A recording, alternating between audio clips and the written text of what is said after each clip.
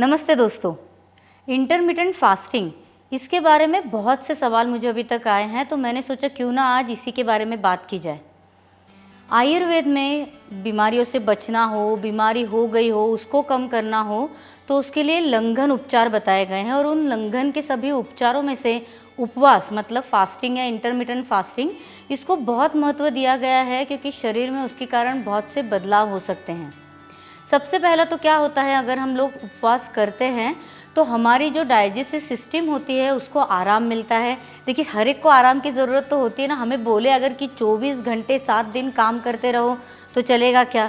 नहीं, क्योंकि हम खाना खाने के बाद भी 4 से 5 घंटे डाइजेस्टिव सिस्टम फिर भी काम कर रही होती है। तो खाना खाने जितना ही टाइम उसका काम का होता है ऐसा नहीं, इसीलिए उसे थोड़ा अगर आराम मिलता है तो वो शरीर में होने वाले जो भी दोष हैं, आम हैं, गलत चीज़ें हैं, उनको पचाने में भी मदद उसको मिलती है। इसी के साथ अगर फास्टिंग किया जाए तो शरीर में होने वाली जो बीमारियां हैं वो भी कम होने में मदद मिलती है। मतलब जब बुखार आता है तब तो आयुर्वेद ने बोला है कि नव ज्वर में, मतलब जस बुखार होने के बाद अगर खाना कम मात्रा में खाया जाए तो जो भी दोष है उनको पचन होकर बुखार खुद कम होने में मदद मिलती है। उसी के साथ शरीर में होने वाले जो सब चेंजेस हैं, सेल्यूलर लेवल पे जो सब मेटाबॉलिज्म वगैरह होता है वो भी सब सुधरने में इस प्रकार के उपवास से जो है वो मदद होती है। उपवास करने के कारण शरीर में लघुता भी आती है। मतलब जो भी उपवास करता है उसे नेक्स्ट डे ऐसा फील होगा कि शरीर एकदम लाइट लग रहा है। चूँकि उपवास में हम डिसिप्लिन फॉलो करते हैं, कुछ चीज़ें डिसाइड करके वैसी के वैसी फॉलो की जाती हैं, तो उसी के कारण नेचुरली हमारे मेंटल स्ट्रेंथ जो है वो बढ़ने में हमें मदद मिलती है, कंसंट्रेशन बढ़ने में मदद मिलती है। इसीलिए कई बार जिन बच्चों को पढ़ाई के लिए थोड़ा कंसंट्रेशन कम पड़ता है ना, उन लोगों को भी मैं बोलती हूँ कि किसी प्रकार का डिसिप्लिन खाने में अगर लेकर आएंगे ना तो ऑटोमेटिकली हमारे बिहेवियर में भी वो प्रॉब्लम्स जो है वो कम होने में हमें मदद मिलती है। और अभी तो रिसर्च ने भी ये प्रूव किया है कि जो फास्टिंग होती है उससे शरीर में ऑटोफेजी मतलब क्या है कि शरीर में होने वाले जो पुराने सेल्स हैं, डेड सेल्स हैं, उनका पचन होने में मदद मिलती है। तो पचन हो जाएगा अगर डेड सेल्स का या पुराने सेल्स का, तो क्या होगा, नई सेल्स तैयार होंगी। तो नेचुरली जो युवावस्था है उसको टिकाए रखने में उससे मदद हो सकती है। तो आयुर्वेद का जो लंघन उपचार बताया गया है उसमें भी ये सब जो फ़ायदे हैं वो बताए ही गए हैं। तो इसीलिए हम शायद उसे डायरेक्टली या इनडायरेक्टली ये ऑटोफेजी जो है उससे कनेक्ट कर सकते हैं। फास्टिंग शुरू करने के पहले कुछ चीज़ों का ध्यान रखिए। एक तो मतलब हार्श डिसीजन कि ये मैं करूँगा या करूँगी, ऐसे ही करूँगी, मुझे तकलीफ़ हुई तो भी मैं ये बंद नहीं करने वाली हूँ, इस प्रकार का हमें विचार नहीं करना है। हमें ट्रायल एंड एरर बोलते हैं ना, कि थोड़ा सा ट्राई किया, नहीं सहन हुआ, उससे बेटर, उससे ईजियर, ऐसे कुछ स्टेप्स जो है वो लेने के लिए मानसिक तैयारी जो है वो रखना ज़रूरी है। दूसरी इम्पॉर्टेंट चीज़ याद रखिए कि आयुर्वेद में भूख और प्यास ये बहुत इम्पॉर्टेंट बताए गए। ये जो वेग हैं इनको कभी भी रोकना नहीं है, इनको दबाना नहीं है। जब भी इस प्रकार की भावना होती है कि खाना है, पीना है, तो उस वक्त खाना और पीना ही चाहिए, नहीं तो शरीर में दूसरे प्रकार के दोष तैयार हो जाते हैं और दूसरी अनेक बीमारियां हो सकती हैं। तीसरी इम्पॉर्टेंट चीज़ याद रखिए कि हमें केवल वज़न कम करना है इसीलिए फास्टिंग करना, ऐसा नहीं है। हमने पहले भी देखा ना कि बहुत सी अलग अलग जो फ़ायदे हैं फास्टिंग के वो हमें मिल सकते हैं। उपवास का जो हार्डेस्ट टाइप होता है, मतलब बिल्कुल ही कुछ न खाना, मतलब आपने खाना भी नहीं खाना है, पानी भी नहीं पीना है, तो इस तरह के उपवास जो हैं वो हर एक को सहन नहीं हो सकते। स्पेशली जिनकी पित्त प्रकृति होती है उनको ये उपवास सहन नहीं होते हैं, तो उन लोगों ने ऐसे उपवास से दूर ही रहना अच्छा है, नहीं तो एसिडिटी वगैरह ऐसे कुछ प्रॉब्लम्स जो है वो हो सकते हैं। इससे ईजियर स्टेप जो है उपवास की, उसमें हम बिना खाने पीने के रहने की बजाय गुनगुना पानी जो है वो दिन भर में पी सकते हैं जब भी हमें प्यास या भूख लगे। अगर उससे भी तकलीफ़ होती है तो हम इस गुनगुने पानी में थर्ड स्टेप के तौर पे थोड़ा सा शहद डाल सकते हैं या थोड़ा सा नींबू भी अगर निचोड़ कर डालना चाहें तो डाल सकते हैं।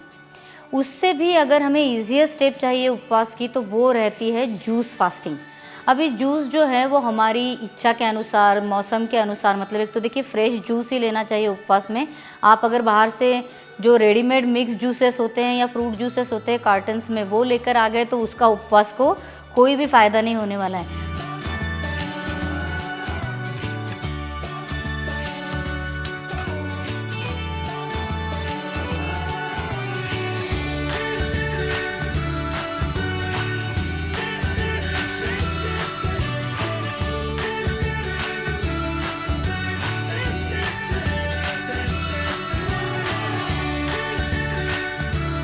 एक स्टेप और लोअर आना हो तो हम फ्रूट जूस की बजाय फ्रूट्स के पीसेस डायरेक्टली खा सकते हैं। तो फ्रूट प्लेटर आपके लिए बना लीजिए, या फिर आप दूध पी सकते हैं थोड़ी सी शक्कर डाल के। तो दिन भर में इस प्रकार की फास्टिंग आप चाहे तो कर सकते हैं। इससे भी अगर एक स्टेप और लोअर आना हो तो फिर 1 ग्रेन फास्टिंग हमारे यहाँ पे बताया गया है। तो आयुर्वेद में बताया है कि आपके अगर सिस्टम को आपको कम तकलीफ देनी हो तो एक ही प्रकार की कोई भी चीज़ तय करके सॉलिड फूड वो आप आपके खाने में रखिए। तो इसीलिए अग्नि को थोड़े रेस्ट देने के लिए हम एक ही प्रकार डिसाइड कर ले। सपोज ज्वारी का डिसाइड किया तो सुबह ज्वारी का ही उपमा बनाया, रात को केवल ज्वारी का ही सूप लिया या भाकरी खाई। तो उसके साथ और चीज़ें नहीं लेनी है, केवल ज्वारी की भाकरी के ऊपर आप थोड़ा सा घी डाल के खा लेंगे तो वो आपका कंप्लीट मील हो सकता है। इससे और ईजियर चाहिए तो वो भी मैं आपको बता देती हूँ। ये आप डिसाइड करके देखिए, 3 मील्स हम दिन भर में लेते हैं, ब्रेकफास्ट, लंच या डिनर। तो आपकी मर्ज़ी से डिसाइड करके जब भी आपको या तो कम भूख हो और इच्छा हो स्किप करने की, तो इन तीनों में से कोई भी एक मील आप स्किप कर दीजिए। सबसे इजी होता है डिनर स्किप करना, क्योंकि उसके बाद हम लोग रात को सो जाते हैं। पर एक बात याद रखिए कि जहाँ हम फास्टिंग की बात कर रहे हैं वहाँ पे अगर आपने चाय पी, दूध पिया, कुछ भी पिया तो वो फास्टिंग ब्रेक करने जैसा ही है।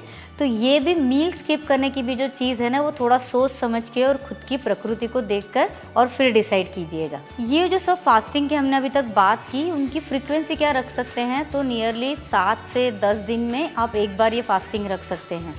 अगर आपको डेली फास्टिंग करने की इच्छा हो तो सबसे ईजीएस्ट फास्टिंग जो मैं अभी आपको बता रही हूँ वो होती है 12 से 14 घंटे की फास्टिंग। ये शरीर को तकलीफ़ भी कम देती है और अगर आप रोज़ाना भी करना चाहें तो कर सकते हैं। इसके लिए ईजीएस्ट क्या होता है, रात का जो डिनर है वो जल्दी लेना चाहिए। वो तो आप सभी को मालूम है ना, डेली डिनर जल्दी लेना अच्छा ही होता है। फास्टिंग के लिए कुछ किया क्या? कुछ नहीं किया, केवल 7:30-8 के करीब डिनर ले लिया। उसके बाद आपको कुछ भी नहीं लेना है। अगर आपकी इच्छा हो तो थोड़ा कुनकुना पानी बीच में आप ले सकते हैं। सुबह उठने के बाद भी चाय वगैरह लेने की अगर आदत हो तो इंटरमिटेंट फास्टिंग फॉलो करनी हो तो चाय लेकर नहीं चलेगा। आपको खाना है कब कि अगर 7:30-8 के अंदर आपने डिनर ले लिया है तो नियरली 9 से 10 बजे के बाद आपको कुछ भी खाने के लिए लेना है, तब तक पानी छोड़कर कुछ नहीं लेना है। तो ये हो जाता है 12 से 14 घंटे का इंटरमिटेंट फास्टिंग, जिसमें न तो आपको थकावट आती है, ना आपको सोचना पड़ता है कि अरे बाप रे मैंने कुछ खाया नहीं है, मुझे भूख लगी, मेरी एसिडिटी बढ़ गई तो क्या होगा, क्योंकि रात के 8 घंटे तो आपके सोने में ही निकल जाते हैं। पर खाना जल्दी खाना बहुत ज़रूरी है, क्योंकि आपने अगर सोचा कि मैं दोपहर को 1 बजे खा लूँगा तो चलेगा, तो 14 घंटे गिन के हो गए, तो वैसे नहीं होगा। क्योंकि रात को खाना पचाने के लिए भी मैंने जैसे आपको पहले बोला आपको 4 घंटे तो कम से कम लगते हैं ना। तो 7 बजे के करीब अगर डिनर लिया और 11:30-12 बजे के करीब आप सोए तो ही इसे इंटरमिटेंट फास्टिंग का एक प्रकार जो है वो हम मान सकेंगे। तो मुझे लगता है और कुछ नहीं जमे तो कम से कम इस प्रकार के फास्टिंग जो है वो हर एक व्यक्ति जो है वो फॉलो करने का ट्राई पक्का कर सकता है। रोज़ रोज़ ना भी जमे तो भी अगर सप्ताह में आपने 2 से 3 बार इस तरह की फास्टिंग अगर फॉलो की तो उसका आपको हेल्थ पे अच्छे परिणाम जो है वो ज़रूर मिल सकते हैं।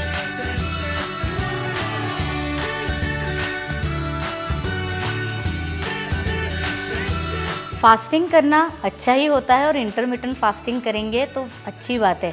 पर जिस किसी को भी ये इंटरमिटेंट फास्टिंग करना पॉसिबल नहीं है, वो लोग कम से कम हेल्थ के लिए इतना ध्यान रखिए कि बीच बीच में खाना नहीं है। जैसे हमने पहले बोला कि ब्रेकफास्ट, लंच और डिनर ये 3 हमारे मेन बोलना चाहिए ना कि मील टाइम्स हैं। तो इसके बीच बीच में मतलब ये जो 3-4 घंटे का समय हमें बीच में पक्का देना चाहिए, उसमें अगर हम कुछ खा लेंगे तो हमारे शरीर के अग्नि पे उसके बहुत विपरीत परिणाम होते हैं। तो फास्टिंग न करने से शायद कोई दुष्परिणाम नहीं होगा, पर इंटरमिटेंट ईटिंग जो है गलत टाइम पे उसको करने से या उसको फॉलो करने से तकलीफ़ें जो है वो शरीर में बहुत बढ़ सकती है। सो सही तौर पे फास्टिंग कीजिए और हेल्दी रहिए, और इसी प्रकार के और अलग अलग विषय हम आगे भी लेते रहेंगे। तो जुड़े रहिए अपनी सेहत के लिए अपने इस चैनल के साथ।